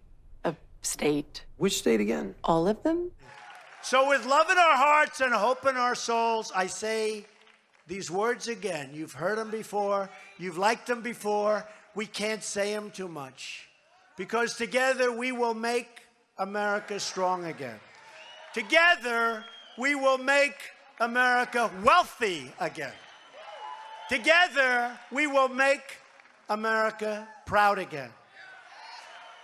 We will make America safe again. And we will make America great again. Thank you, everybody. Thank you. Together, as one nation, under God, indivisible, let us join forces to fight the common foe of injustice and inequality, hate and fear.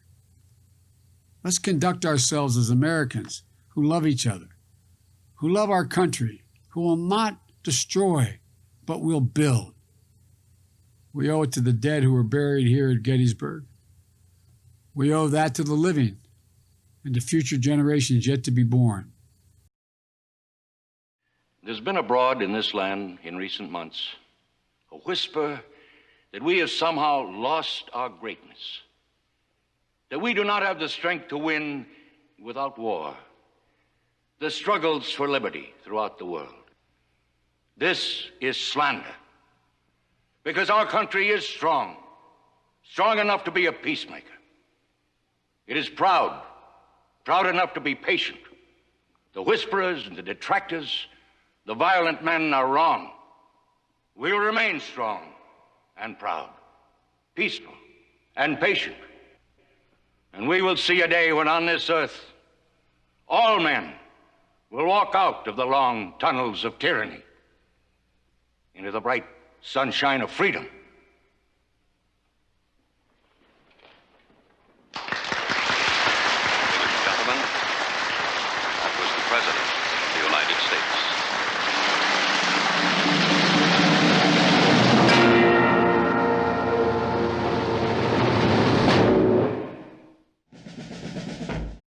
Keli, I know you have to go soon, but before you do, we have a couple of questions from those watching, specifically directed to you and Dr. Boyd. And so I know there's a lot in those clips to discuss, but let me jump right to those questions so that you have ample opportunity to address them. I'm just going to read. With political awareness being at an all-time high, especially with this past election, do you see an increase of political themed film and television projects? And how much diversity and inclusion with Black characters and women characters do you see ahead in regards to the political theme projects? That, oh my God, it's gonna make me cry. This is, this is my daily existence. I mean, I often say, God bless my managers and representatives, because what motivates me to create characters for film and television is thinking about the little girl version of me and what she needs to see. And that's not always easy in this business, What I will tell you is, and I wrote about this for The Hollywood Reporter, that the killing of George Floyd was a tragedy for many reasons. I know I'm not the only person of color, and particularly Black person, working in this industry who felt that, one of the facets of it that I think we weren't prepared for how it would impact us is how much our phones were ringing off the hook, and not always for the right reasons.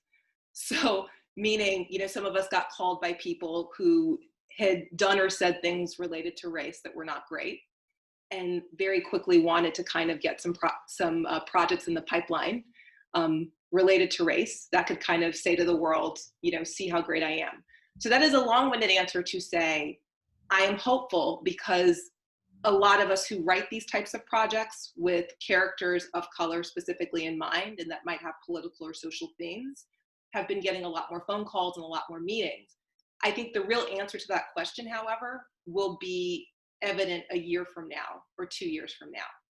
Because, and I know I'm kind of rambling, but you take Me Too as an example. There were a lot of women hired for a lot of projects in Hollywood, and a lot of things that were greenlit in response to Me Too. Now here we are, a couple years later, and I just had a conversation with a female friend in the industry who was sexually harassed by someone. And we had a very candid conversation about the reality of going public. You know, I've had things happen related to race post George Floyd. And so that is to say that I'm hopeful, but as I explained in my Hollywood Reporter piece, you know, African Americans were really hopeful during Reconstruction and the Klan was born. You know, so I'm continuing to do the work that I do and hoping it will make a difference. But I feel like, you know, let's meet back here a year from now and I might have a more accurate response to that question. There's a follow-up, and then Dr. Boyd, your response. The follow-up, Keli, is there's so much power in representation. In that regard, how can viewers and fans of films and TV shows best show their support for this medium? How can they join the conversation? Oh, I love this question.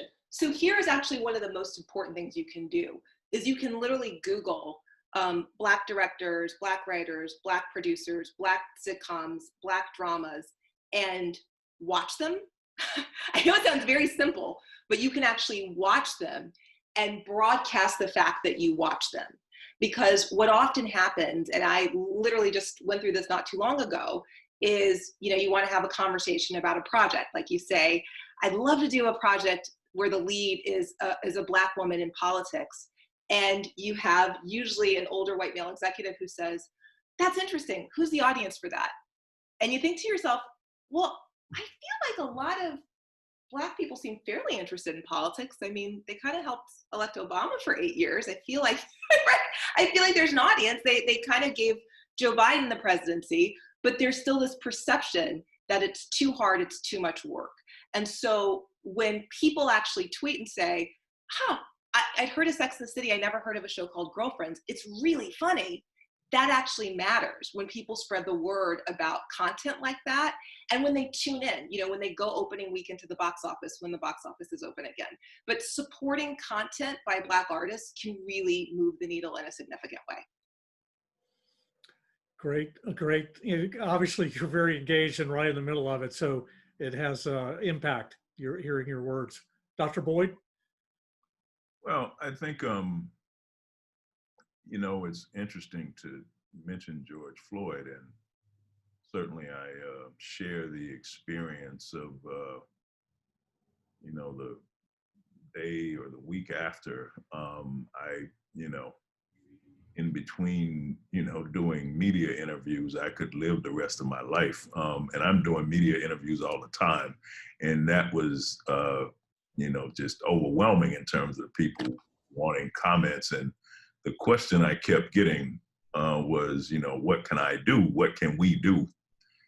And I said, you know, I don't know. I don't know what to tell you. Like, you know, I kind of feel put on the spot by that question. Like, I don't know what to tell you to do. Do what you think is right. But I say that to say that in that moment, you know, all sorts of projects were being discussed, announcements were being made. And so I would agree with Keli in that, you know, let's have this conversation in a year or 2 years or 3 years, and we'll see if these things are just trendy and of the moment, or if, you know, there's actually some change. And I think in that, you know, when we talk about social justice, when we talk about racism, police brutality, et cetera, these things aren't trends. They're real and they impact people in a very real way. And they're not simply opportunity for people in Hollywood to say, let's cash in on this trend, because that's what Hollywood does. I mean, they find trends and they, you know, make products that speak to these trends and try to make money off of, which is fine.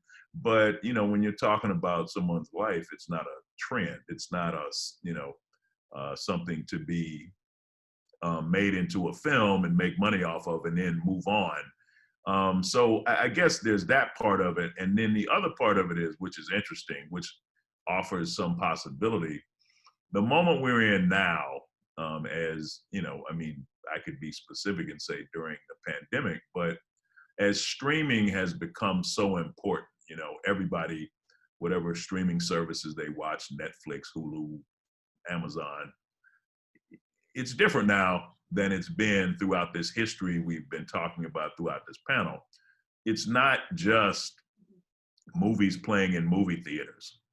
When you go to a streaming service, you need content for a wide variety of people, right? People need to be able to pick and choose what they want. And so that has created an opportunity for broader, more diverse representation, because you have to now appeal to multiple audiences as opposed to assuming there's sort of one large audience. And so in that, you know, I mean, as I like to quote so many times, Barzini from The Godfather, after all, we are not communists.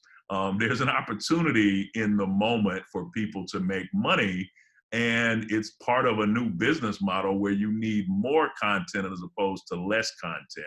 And so one would hope that with this, there's the opportunity for broader representation, because it makes business sense. Because, you know, I'm not so optimistic that I'm going to change the minds of individuals making these decisions, but I do know that they understand money. And so if there is a financial incentive to make broader, more diverse representation, the possibility of it happening in this new media environment is higher perhaps than it's ever been. But of course, the question is, will there be follow through? And if we were to have this conversation in the future, would we still be talking about the same things, or would there be a landscape that has been drastically altered by the possibilities that exist in the moment? I'm going to hop, Lee, but before I go, I do want to just piggyback off of what he said, because my column in the Hollywood Reporter today, which I'm assuming probably got me in a little bit of trouble somewhere, but you know what, as the late great Representative John Lewis said, we should all be making good trouble. So, but what I discuss in that column is that, you know, we have to get beyond talking about what we see on the screen and who's making the decision about what we get to see. And so I actually think the next leg of this journey from Me Too to Black Lives Matter is really audiences holding accountable the people who run these organizations and institutions and corporations. And so one of the things I'm a big believer of, the BBC just had a huge reckoning where they were forced by the British government to publish the salaries, titles, race, and gender of all of their employees. And you'll be utterly shocked to hear that once that was done, there were huge pay discrepancies, largely based on gender, but also based on race and ethnicity. You know, as I said in the piece, I did a hat tip to now Vice President-elect Kamala Harris for challenging the Trump administration's lack of diversity in the judiciary. But as I point out in the piece, she should be having that same conversation with her donor base, because the lack of diversity at the major studios, the major networks, and the major streamers is unconscionable. And so when people ask, like, why aren't there more people of color content with leads who are people of color? There's your answer, is that if someone like me is having to pitch a project to someone who says, I don't understand the audience, of course you don't understand the audience. This piece of art is not necessarily being targeted for you, but you should be hiring someone who looks like that audience to also weigh in. Orion just did that. They just hired a friend of mine, Alana Mayo, who has green light power. And so the last thing I will say on that is, when you're also using social media to say, I discovered a great new TV show that was written by a Black writer or stars a Black actor, ask questions about what the executive branch of those companies look like, because it's not a coincidence a lot of these companies don't have photos of their executive teams online, because they don't want people to realize that the people making decisions are not reflective of the country. Until we change that, I worry that the conversation a year from now and 2 years from now won't be that different. That's where the real change has to take place. Thank you, Keli. It's been a real pleasure. Pleasure for us too. I'm so sorry I have to go, but as I told you previously, have a good one. Bye. Dr. Boyd and Dave, we have a question from Sean Daniel, who was going to be part of the panel today, but had a conflict at the last minute. But he's watched and he has a question, a comment. First for you, Dr. Boyd. He mentions that he's happy that we had clips from 2 films with which he was involved when he was president of Universal, Do the Right Thing and Born on the 4th of July. We didn't have a clip from from Missing, which was directed by Costa Gavras, but he was involved with that as well. Would you like to address, Dr. Boyd, you first, the impact of those movies and what they represent? Well, certainly, Oliver Stone, an individual who quit Yale to go fight in Vietnam by the 1980s would be the figure most associated with the Vietnam film. There's Platoon, there's Born on the 4th of July, and then there's the third part of the trilogy, Heaven and Earth. I'm sure you could also include Stone's film JFK and his film Nixon in this as well. So there's a period of his career where he's dealing with these issues from that era, and Vietnam is central to it. I think Born on the 4th of July is the kind of film that really can only come out in the 1980s because there's enough historical distance from Vietnam that there's an opportunity to tell a different version of those events than people might have talked about very close to it in films like The Deer Hunter, which came up earlier, and Apocalypse Now. So I have always talked about different waves of Vietnam films, even as recent as Spike Lee's The Five Bloods. People are still making movies about Vietnam. But Born on the 4th of July, I think, is really interesting because at the beginning of the film, the Tom Cruise character, who's Ron Kovic, based on the book Born on the 4th of July, is this, kind of unconscious, gung-ho American white male from the suburbs who assumes, the world revolves around him. And he goes to Vietnam, he comes back injured, paralyzed, and he has to reconstitute his life. And so the before and after, I think, is very powerful in terms of how his perspective changes, and he ultimately becomes, a big voice in protesting against the war. In terms of Do the Right Thing, I mean, this is a movie from 1989, but it's still very relevant. The killing of Radio Raheem in Do the Right Thing often gets overlooked because people focus on the riot afterwards. And so to think about that and to think that Black life is often dismissible, but the destruction of property is what, angers certain individuals, and they prioritize that over a life. But also just the police brutality, the death of Radio Raheem, and how that speaks to so many of these examples, George Floyd being one of the more recent ones. So what Spike Lee is doing in that film back in 1989 very much resonates today. This is also, of course, historically speaking, the same summer of the Central Park Five. And of course, Donald Trump taking out these ads in the paper calling for the return of the death penalty. The Central Park Five would be railroaded and eventually exonerated. And when presented with this information, surprise, surprise, Trump would not change the position that he had taken back in the late 1980s. Do the Right Thing is a hugely significant film in the history of Hollywood, arguably the most important film ever made about race in Hollywood history. But what I find so amazing about it is how that film from that time still speaks to what we're dealing with now, even though it was from quite a long time ago. And I think that's the, ultimate test of any piece of art is, does it only speak to those people around when it's created, or does it speak to future generations? And I think in this case, it definitely speaks to future generations. It's prophetic in that way. Thank you, Dr. Boyd. I have a question for Dave, and that is this, Dave. Since we saw a clip from Citizen Kane being played out in present today, are there any recent political films that you have seen that you believe can be played out in real life in the future? Yeah, I saw that question. I'm not sure I have an answer for it because nothing has kind of come into mind right now in terms of a recent political film. I do see some older films, perhaps.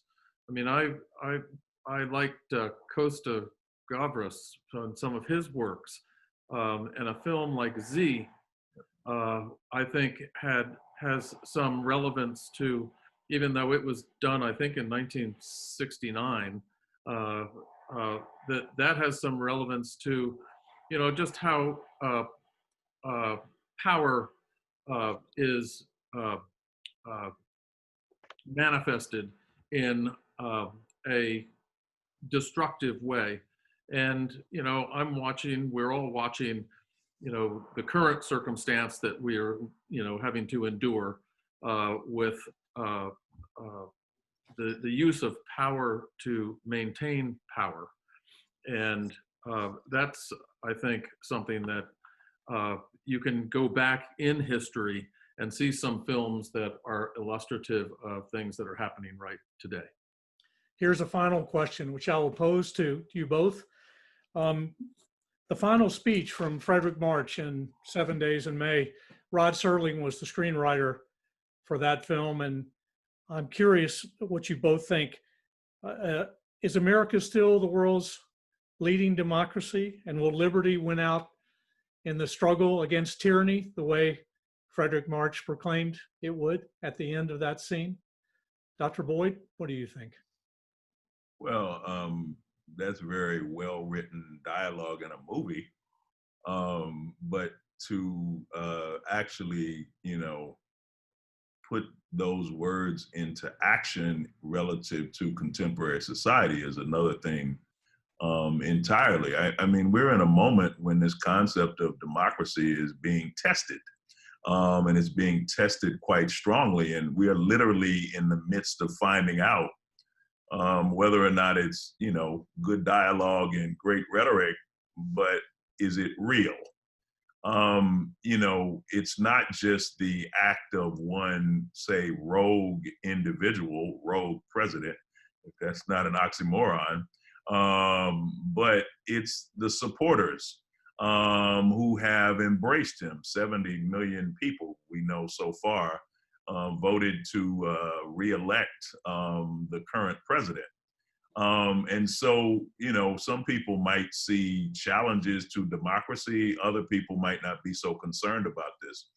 But I always think of it as an ideal, and it's something you have to live up to. It's not necessarily true just because someone says it or someone writes it. It's one thing to say, America's an exceptional nation. It's much harder to be an exceptional nation. So I think the artistry inherent to writing screenplays and dialogue for characters can easily overshadow us when we apply such flowery rhetoric to the circumstances of contemporary society, where I would suggest we are perhaps coming up short in the moment. Dave, and then we'll conclude. That was eloquently put, Dr. Boyd. I believe it was the preamble of the Constitution that talked about a more perfect union and didn't try to establish that it was a perfect union, and that this is an evolutionary process to keep getting better. And there's no question we have had some major setbacks in that journey. And I am an optimist. I think the country is a resilient country. And I'm still hopeful that we will move through what is a very troubling time right this moment. I do look for small victories, and I do look for those opportunities where I see a lot of hope in the students that I teach at Stanford, and that I'm hoping that those who might be kind of turned off to politics would reassess that and think that, I've always believed that public service is a noble thing. And, the more I can encourage my students to stay engaged in the political process, I think we have a better than we have a reasonable opportunity to think that there will still be progress in this country. Well said to both of you, and thank you. And now, Kami, you have the floor. Thank you. Well, thanks, folks. We're at the end of our session for today, and I wanted to give a few thanks and acknowledgments. One, I wanted to thank Erica Maldonado Singh for organizing today's event primarily. I wanted to thank the Washington Political Film Foundation for assembling all of those film clips that you watched and the film guide, which you can download. It's currently available in the chat. I wanted to thank Facebook because they live streamed our event today. Then they canceled it and interrupted it and said we're violating copyright, but we challenged it and it's restored. All that happened while we were talking. So thank you for restoring this video of Facebook and letting the Fair Use Act clause reign. I wanted to thank those of you who submitted questions and participated in the chat discussion. It increased the level of engagement, and it's hard to make human connection during COVID. So appreciate that very much. I wanted to thank those of you who submitted questions to our panelists. There were some very thoughtful and interesting questions, including some from Hollywood celebrities, which was very nice to see. And I wanted to thank our skilled moderator, Mr. Lee Johnson. Lee, your career in politics is quite impressive. And the fact that you have now talking about politics in the context of film, I think is just tremendous. It's been an honor and pleasure to be able to work with you. And lastly, I wanted to thank our esteemed panelists, Keli Goff, Todd Boyd, Dave Demarest. Boy, were we in for a treat today, folks. I really, truly appreciate all of your insights today, taking time from your busy schedules this election season to share your views on the 80-year arc of politics and film that we looked at today and what's the same and what is different about it. It was really fascinating, and I appreciate your time very, very much. We ask all of you who are watching today to join Center for the Political Future at our next event. That's this Friday. You'll see a link in the chat, and it is for a post-election look at the making of the president, what's happened and what's next. It's an all-star lineup, just like today was. We've got James Carville coming, Stephanie Cutter, Karl Rove, the Mooch is going to be there, Jessica Milan Patterson, Douglas Brinkley, Senator Jeff Flake, Richard Stengel from Time Magazine. We have Neera Tanden from Center for American Progress, Gloria Borger from CNN, et cetera, et cetera. You get the point. It is an impressive lineup. We hope you join us this Friday. Thank you so much, folks. Again, have a fabulous rest of your week.